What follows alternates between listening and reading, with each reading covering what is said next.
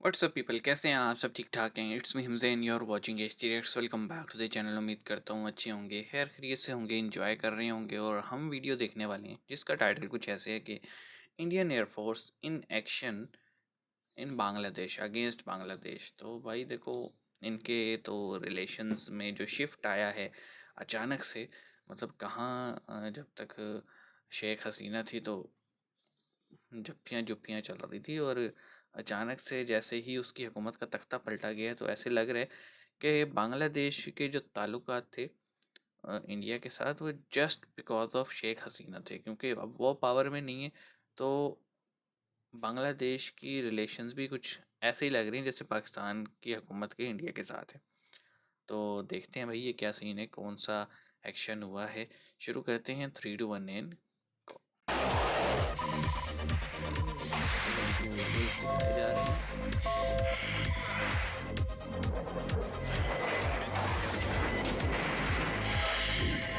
सही है भाई। इंडिया चाहता है कि बांग्लादेश तरक्की की तरफ ना जाए। हाँ, तो ठीक जाहिर है, है जब इंडिया के हैं? खिलाफ वो नारे इसीलिए लगाएंगे वो क्यों सपोर्ट करेंगे? इसीलिए फिर वो रशिया की तरफ वो फोर्स लगा रहा है कि ताकि बांग्लादेश बिल्कुल ही जो कंगाल प्रेशर हो इंडिया प्रेशर डाल रहा है ना? इंडिया प्रेशर डाल रहा है सर, बिल्कुल। भारत सरकार ने एक बड़ा फैसला किया है। दरअसल 12 सुखोई 30 MKI लड़ाकू विमान भारत खरीदने जा रहा है। जी हां, इसके लिए ओके। बकायदा रक्षा मंत्रालय और HAL के बीच में एक समझौता भी हो गया। चीख रही थी कैपिटल हिल में, और वो कह रही थी कि ये क्यों नहीं उनको शूट करते। कहते we don't have any authority to shoot them. वो तुम्हारे ऊपर आ गया यार, तो तुम्हारे पास authority, you need an authority to shoot them down when they are on the top of your head.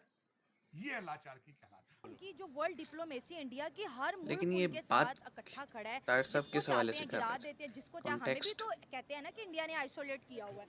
देखिए ना, एक तो होती है इकोनॉमी अपनी, ठीक हो ठीक गया। है, एक अपने मुल्क की इकोनॉमी है, वो स्टेबल खड़ा ठीक है। है। वो आज उसको देख लें, आईटी के मामले पर कहाँ है इंडिया। सर, आपको पता है इंडिया के प्राइम मिनिस्टर नरेंद्र मोदी से जब ये बात की जाती है कि पाकिस्तान के साथ ताल्लुकात बेहतर किए जाएं, तो वो कहते हैं कि भाई हमें समझ ही नहीं आता कि पाकिस्तान को चला कौन रहा अब है, हम बात किससे बात किसके करें? साथ करें।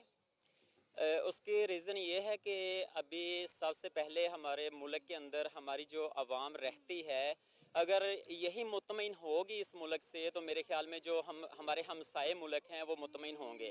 है इतना लाचार है इस वक्त आज कंट्री। आज की मैं आपको बात बता दूं, आपकी तरफ तो खबरें नहीं गई होंगी, वो यूरोप का एडिशन अपना होता है, एशिया का अपना।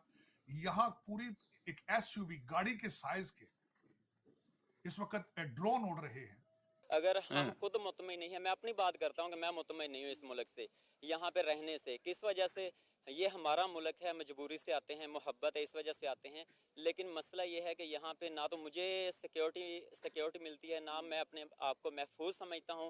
तो आप मुझे मैम ये बताएं अरे कि सिक्योरिटी तो इंडिया बहुत या की बात है बांग्लादेश यार। कैसे महफूज। वो जंग बंदी के ऐलान के करीब जॉब्स। पहुंच चुके।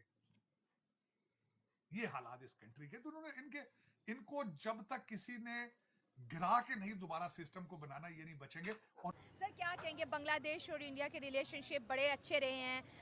बहुत ज़्यादा कहते हैं ना कि बांग्लादेश को पालने वाला इंडिया ही है। अब वो कह रहे हैं हमने इस बांग्लादेश को कंग्लादेश बनाया, क्योंकि ये भी गद्दार निकले। इन साल में उन्होंने एक्टिविस्ट जो है वो हर जगह पे अपने प्लांट कर रखे हैं, और जाहिर है कि वो 2 साल में उन एक्टिविस्ट जो है उनको निकालना बड़ा मुश्किल। ओके जी, हमने वीडियो देख लिया। इसमें मल्टीपल चीज़ें थी। विजुअल्स से एयरफोर्स के सकोई जो हैं उनको परचेज़ करने की बात थी। तार साहब जो थे वो मुझे अभी तक आइडिया नहीं है, वो मिडल ईस्ट पे बात कर रहे थे, US पे बात कर रहे थे, या फिर पाकिस्तान पे बात कर रहे थे, क्योंकि उनके जो क्लिप्स थे वो टोटे-टोटे कहीं-कहीं से डाले हुए थे, कॉन्टेक्स्ट समझ में नहीं आ रही थी। और चौथी बात थी बांग्लादेश के ऊपर जो एक काइंड ऑफ माशी पाबंदी जो है वो लगाई जा रही है इंडिया की तरफ से। मतलब पाबंदी तो नहीं, इन शॉर्ट वो जो उनको परचेज़ करते थे और जो एक्सपोर्ट करते थे, उन दोनों चीज़ों में कमी कर दी गई है। और आपको पता ही है बांग्लादेश की टेक्सटाइल इंडस्ट्री जो है, जब पाकिस्तान में टेक्सटाइल बंद हुआ था तो सारा फ़ायदा बांग्लादेश को हुआ था। कंपनीज़ यहाँ से माइग्रेट कर गई थी बांग्लादेश।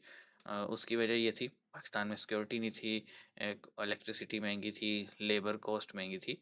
वहाँ पे इस तरह का सीन नहीं था, वहाँ पे लेबर बड़ी सस्ती थी, तो बड़ा फ़ायदा हो जाता था, और इंडिया जो है वो डीज़ल प्रोवाइड करता था।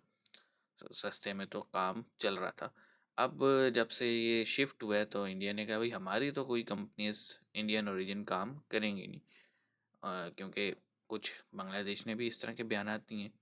तो at the end of the day scene ये है कि हालात ख़राब हैं। स्टार्टिंग में मैंने बात की थी कि ऐसा लगता है कि मुजीबुर रहमान का जो ख़ानदान था उनके रिलेशंस इंडिया के साथ अच्छे थे, ना कि बांग्लादेश के। क्योंकि अब वो ख़ानदान पावर में नहीं है तो बांग्लादेश की रिलेशंस डगमगा गई हैं। क्या कहेंगे आप? कमेंट सेक्शन में बताइएगा। मिलेंगे, अपना ख्याल रखिएगा। सी यू गाइस।